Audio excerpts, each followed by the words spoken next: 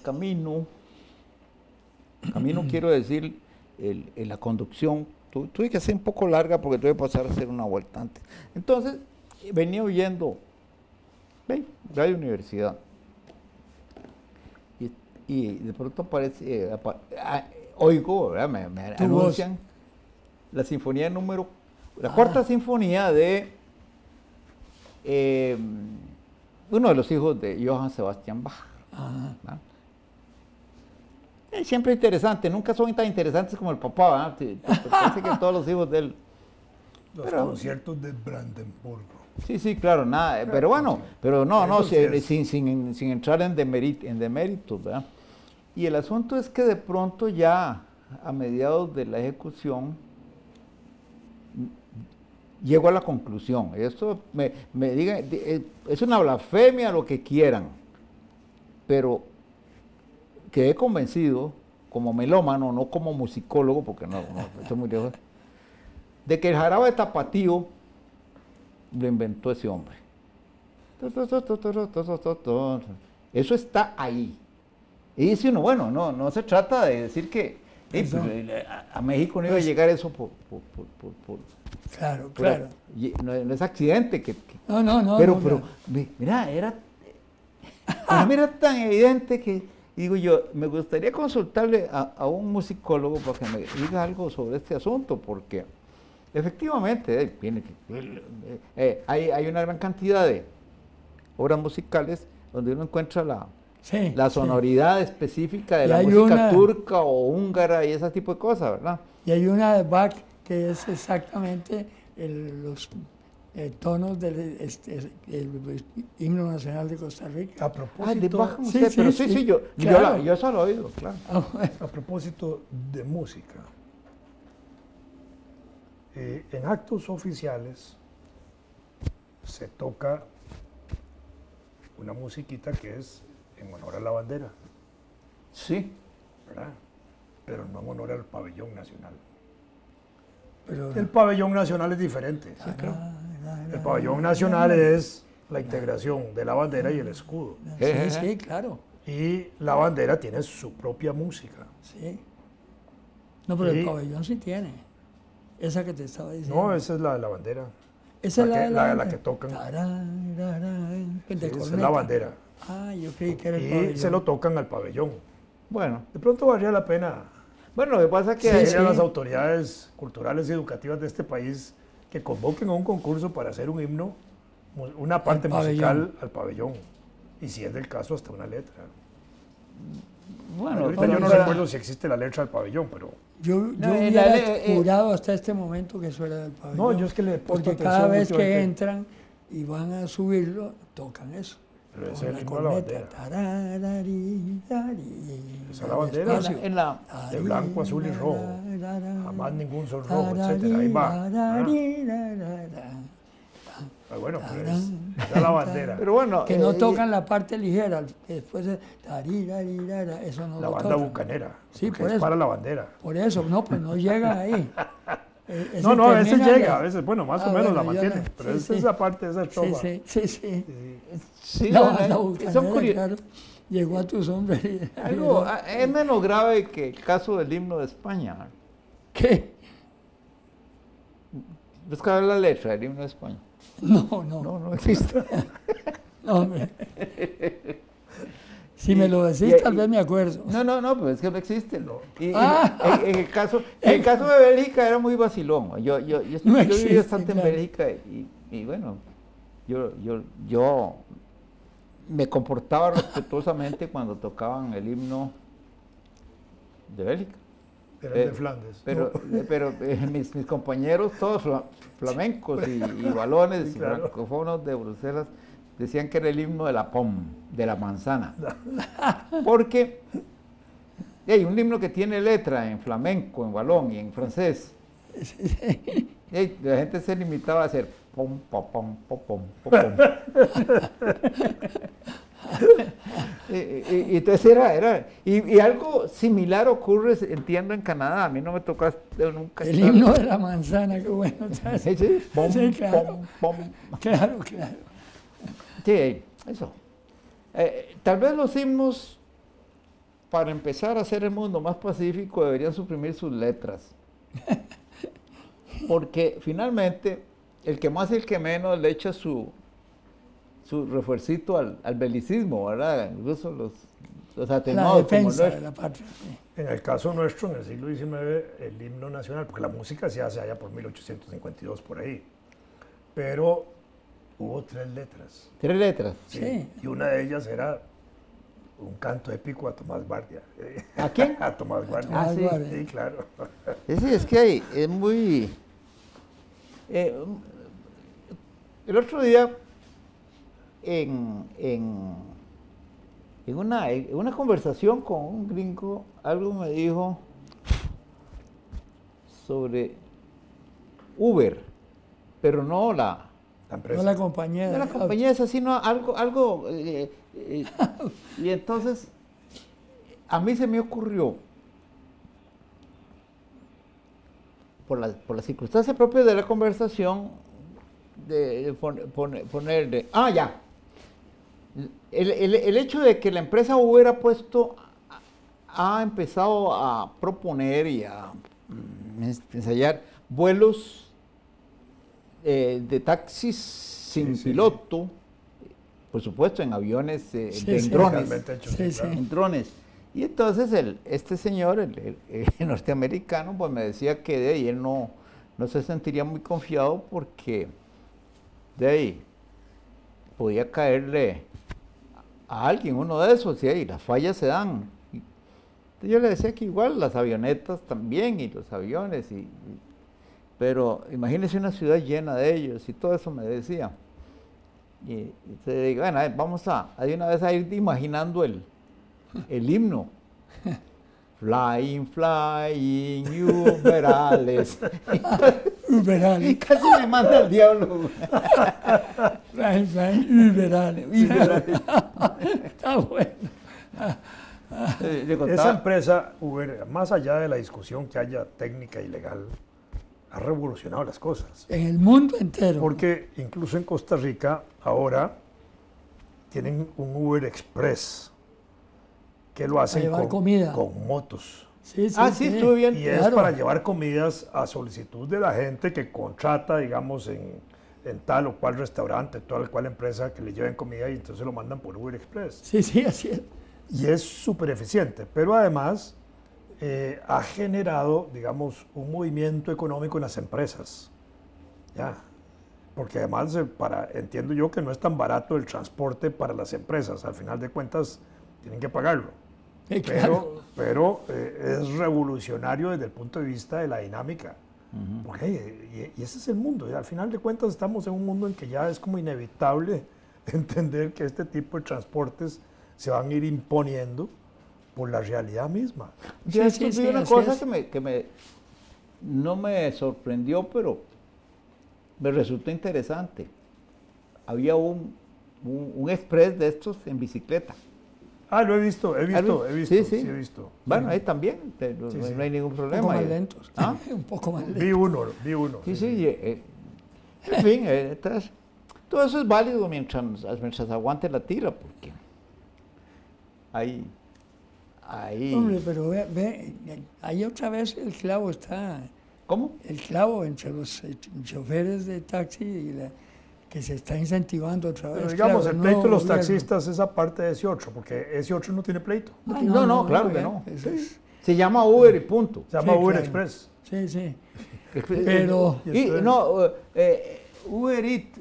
Bueno, no sé si es Uber Eats también. Claro, sí, Uber Eats, así se llama. Así se llama, Uber Eats. Pero ellos lo podían hacer con toda clase de cosas, no solo de comer. Sí, claro. Pero fíjate que a mi hijo, Gustavo, que tiene el problema de movilización y el sordito, y tiene su problema, siempre le llamábamos un taxi y ya conocía a él. Y le llegaba siempre la persona y tal. Resulta que antier que llamamos y no llegó. Entonces se tuvo que ir en bus y para mí me preocupa mucho porque esa subida al bus y todo, él no es suficientemente hábil para moverse, a pesar de que lleva su bastón y tal. Y ayer Volvimos a llamar y tampoco llegó. Entonces hoy estaba llamando a la muchacha y le dije, cuando lo pasen, los taxis me la pasan a mí. Salió una muchacha. Le digo, vea señorita, le habla fulano de tal, mi hijo se llama fulano de tal. Todas las mañanas él tiene que ir a la Defensoría de los Habitantes y siempre pedimos un taxi para él. No ha tenido problema, pero antier y ayer no vino y se tuvo que ir en bus. Entonces me dice, ¿qué es eso tan raro? ¿No será que él se había ido y cuando llegó ya le dije, mire, él vive aquí en la loma del barrio Escalante, que queda cerca donde ustedes mandan el taxi, de manera que eso que me está diciendo no es posible. Sin embargo, me dice, no, sí es posible, y es que si llega y ya se ha ido, se lo cobramos de todas maneras. Y le dije, vea señorita, yo estoy llamando para dar una explicación, pues para que no haya problema hoy. Y usted lo que hace es ponerme problemas. Lo que voy a hacer, si esto sigue así, es llamar a Uber. ¡Plah! Me colgó el teléfono. ¿Hace una infiltrada de Uber? No sé. No. Es una broma. Y no llegó. No llegó, entonces llamé a Uber y vine enseguida. ¿Sí? Pero que están como agresivos. Ese es lo único fue que mencioné eso. Y ahí, si ustedes no pueden dar el servicio, voy a llamar a Uber. ¡Fla! Me colgó el teléfono. Y una muchacha que sonaba muy dulce, me dio un caramelazo en la torre. Me dio un telefonazo. Un telefonazo. Un telefonazo. Sí. Sí, el mundo está irritado siempre. Que lo digan los fenicios. No, ahora que digo, el historiador, ¿qué cosa más bella encontré? A ver. Un grupo de científicos que está, pues en cierto modo, reescribiendo la historia económica de Roma. Entonces, a uno se le pone cuesta arriba, ¿verdad?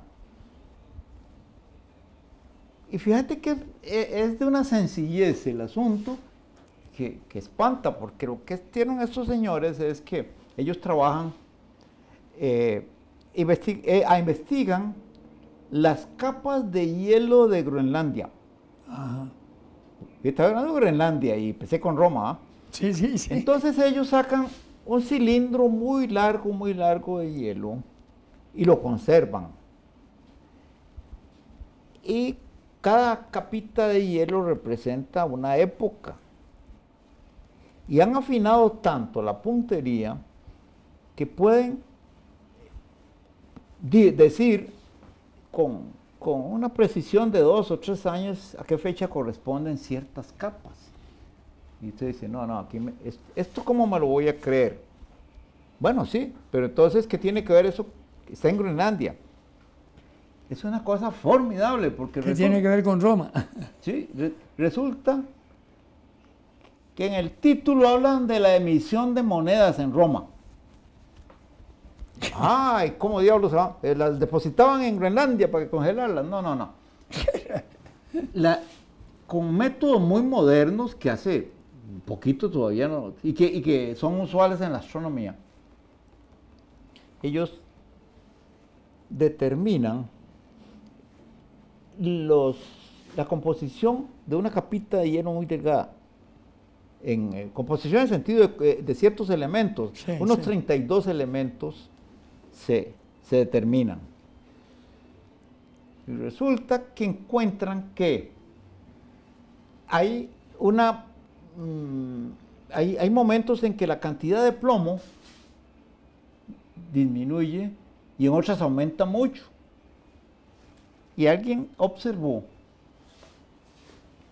que correspondía bastante bien a los momentos en que Roma comenzaba a emitir mucha moneda, el aumento de plomo. Fíjate que hay que ser Sherlock Holmes para empezar a pensar en eso. Resulta ser que las minas la primera subida así que visible que se dieron cuenta es cuando Roma derrota a los cartagineses en la Primera Guerra Púnica y le quita las minas de plata de la península ibérica. Y resulta ser que ahí comienza la historia, porque entonces Roma, después de la República Romana, después de esa victoria y de volverse prepotente en el Mediterráneo, se apodera de las minas de plata, de esas minas de plata, y las empieza a explotar para emitir moneda de plata. ¿Y qué tiene que ver el plomo con la plata? Pues resulta que los minerales de plata contienen una gran cantidad de plomo, y en la separación se mete mucho plomo en la atmósfera, y los vientos llevaban eso al otro lado del océano, arriba. Y entonces hay unas coincidencias con los avatares del Imperio Romano y la disminución y el aumento de plomo en el hielo, que realmente dice uno, mira, esto es grandioso. La especie humana tiene una carajada tan buena en el cerebro que no se ha dado cuenta. Porque estos señores, por ejemplo, hay una peste, la primera peste conocida en Roma, que es la peste, creo que le llaman de Justiniano, de Antonio. Bueno, fue la bubólica. Hay dos. Sí. La primera fue la bubólica. No, pero en la Roma precristiana, ¿verdad? Sí. Bueno, en todo caso, esa peste mató a una proporción muy grande de la población. Sí. Y obviamente eso implica una descompresión económica muy grande, y para esa ahí hay una baja en la cantidad de plomo. Mira, es como para... Es fascinante porque ese es uno... Parece una novela de ficción. No, exactamente. Uno dice, está escribiendo una novela de ciencia ficción, pero no. El afinamiento es mucho. Llega el momento en que hay una disminución que les cuesta explicarse y están tratando de resolverla, porque puede ser que se haya dado porque los romanos empezaron a explotar minas de plata en Grecia. Entonces ya el viento de Grecia no llegaba. Están en eso, pero es tan interesante, ¿verdad? Entonces quiere decir que unos aparatos que realmente son usados por los astrónomos, ellas logran detectar una parte de la historia, y entonces, y no es cuento, han empezado a colaborar con los arqueólogos. Son complementarios, o sea, se vuelve más interdisciplinario el tema de la historia. Sí. Y hay una observación sobre el hecho de que Gibbons se negaba a darle importancia a las epidemias, importancia económica a las epidemias, y esto viene a ser un correctivo. Qué genial, como que se pongan majaderos a ver cositas chiquititas. Eso aparte de esos científicos que están metidos en el agua de hielo y en el hielo, poder hacer ese tipo de asociaciones requiere también un nivel de cultura muy importante para ellos. No, claro, por eso la interdisciplinaridad. Claro. Ellos están en contacto con institutos de historia y todo. Claro. Es más, del otro lado les viene a veces sugerencias de que se fijen a ver si en tal época hubo tal cosa, porque se conocen. Pero es realmente como que empieza uno a darse cuenta de que... Hay cierta magia. Sí, de que las palabras pueden traicionar, porque mucho de lo que ahora descubren ellos puede haber quedado escrito, pero con las traducciones y los cambios de la lengua se pierden. Claro. Y eso de los fenicios, que los fenicios pierden las minas de las islas de la península ibérica, sí es un hecho, es lógico. Sí, claro. Y entonces me pregunto si ahora uno podría empezar a buscar en las corrientes atmosféricas un instrumento para también echarle a la historia de cualquier civilización, ¿verdad? Sería interesante buscar en la historia algún personaje similar a Trump. ¡Qué ganas! No, yo creo que, por cierto, tal vez los haya. Hay una medida, tan idiota. Hay una medida sobre la plata, sobre el uso sobre las monedas que la tomó Nerón. Sí. Y ahí la pescan, una disminución en la cantidad de plata. De plomo, Bueno, porque disminuyó la cantidad de plata en la moneda. Sí, sí. Todas esas monedas antiguas y las que se hacen todavía hasta la época colonial y ese tipo de cosas, que eran de plata y a veces de oro, todas tenían peso. Uh-huh. Y el peso estaba garantizado. Es decir, la gente que se dedicaba a hacer las monedas tenía que hacerlas de una manera tal que tuvieran determinado peso. Eso. Porque eso es lo que se estaba garantizando. Tanto en oro, tanto en plata, y ese era el valor. Bueno, uno dice, ¿cómo se llegó a ese tipo de cosas? ¿Verdad? Cuando se hacen moneditas de este tipo y de este otro y de este otro, con distintos volúmenes de peso, ¿verdad? Y el nombre que se le va a dar a cada uno, si un ducado, el as de los romanos, en fin, lo que sea, ¿verdad? Entonces tenía su medida y su valor correspondiente a eso. Sí, Los que acuñaban moneda. Exacto. Los que acuñaban moneda. En Costa Rica, y cuando se empieza el desarrollo de la numismática en Costa Rica, igual, los acuñadores hasta le ponen sus siglas de nombre a las monedas, porque son como el certificado de calidad.